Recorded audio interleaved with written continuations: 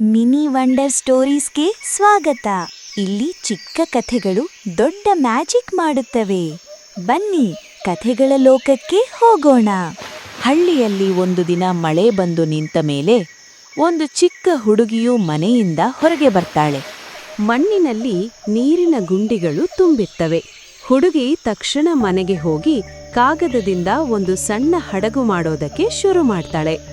ಅವಳು ಎಷ್ಟು ಕಾಳಜಿಯಿಂದ ಎಷ್ಟು ಖುಷಿಯಿಂದ ಮಾಡ್ತಿರುವುದನ್ನು ನೋಡೋದಕ್ಕೆ ಚೆನ್ನಾಗಿರುತ್ತೆ.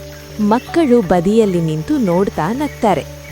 ಇದು ಮುಳುಗುತ್ತೆ, ಇದು ಮುಳುಗುತ್ತೆ ಅಂತ ಕೂಗ್ತಾರೆ. ಆದ್ರೆ ಹುಡುಗಿ ನಗುತ್ತಲೇ ಹಡಗನ್ನು ನೀರಿನ ಗುಂಡಿಗೆ ಇಡ್ತಾಳೆ.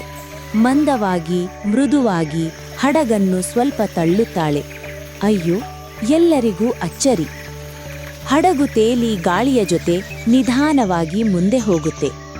ಒಂದು ಚಿಕ್ಕ ಹಕ್ಕಿ ಹತ್ತಿರಕ್ಕೆ ಬಂದು ಕಲ್ಲಿನ ಮೇಲೆ ಕುಳಿತು ಚಿಲಿಪಿಲಿ ಶಬ್ದ ಮಾಡುತ್ತದೆ. ಅದು ಕೂಡ ಹಡಗು ತೇಲುವುದನ್ನು ನೋಡಿ ಖುಷಿಪಡುತ್ತದೆ. ಚಿಕ್ಕ ಆಲೋಚನೆಗೂ ದೊಡ್ಡ ದಾರಿ ಇರುತ್ತದೆ. ಬೇಗನೆ ಬಿಡದೆ ಪ್ರಯತ್ನ ಮಾಡಿದ್ರೆ ಎಲ್ಲವೂ ಸಾಧ್ಯ. ಪ್ರಯತ್ನಕ್ಕೆ ತಕ್ಕ ಪ್ರತಿಫಲ ದೊರೆಯುತ್ತದೆ.